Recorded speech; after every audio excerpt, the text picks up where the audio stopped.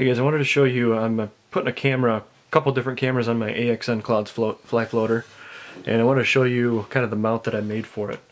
I didn't want to mount it on the canopy because I'm afraid of the canopy being too loose and flying off, even though I got a rubber band on it. It's just, it's very kind of loose a little bit. So what I did, I went ahead and made this mount, and I'll show you what I did. In fact, I'll unscrew it here.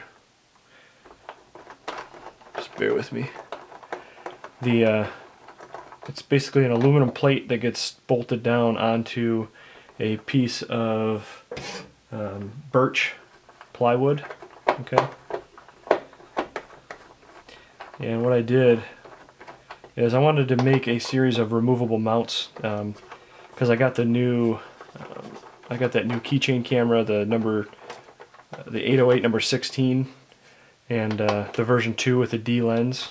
And I also have a Swan Freestyle camera, kind of similar to a GoPro, that I wanted to mount on here too. So let me show you what I did. If I can get this off.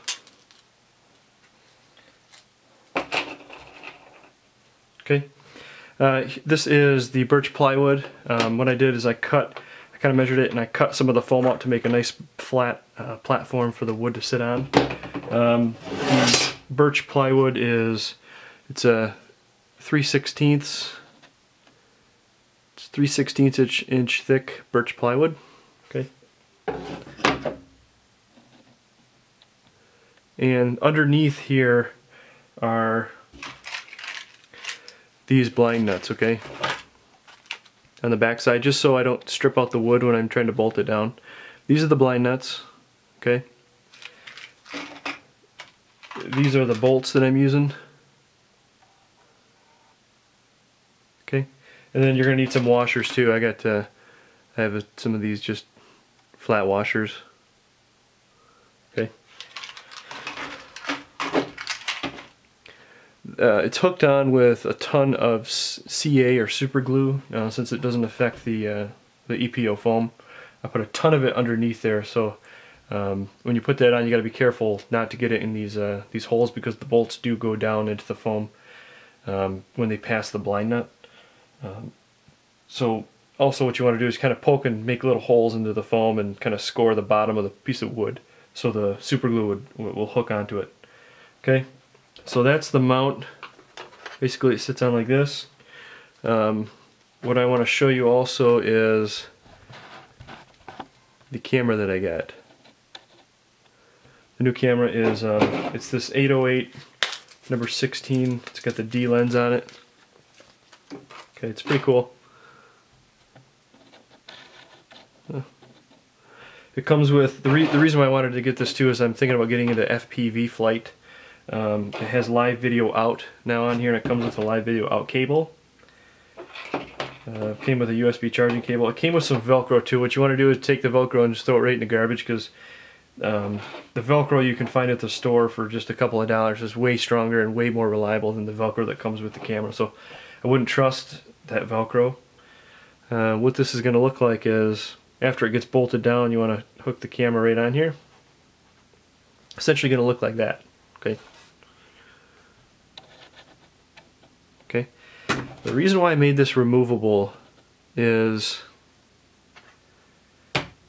I bought this Swan Freestyle camera, and I wanted to try this too.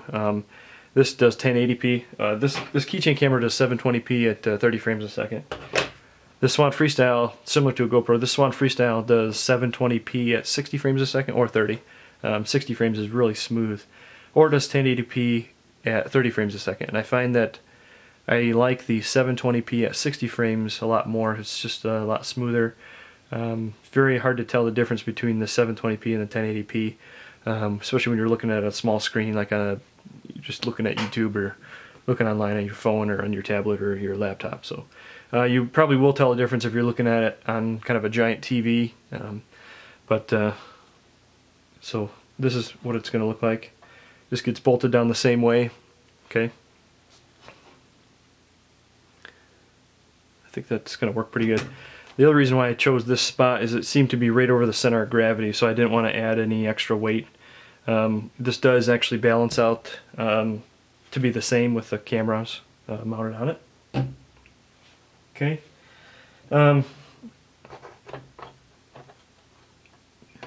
When you're drilling the holes for the wood and the aluminum, it's good to hook those two together with some kind of a clamp. One of those clamps where you just pull the trigger and it gets tighter and tighter.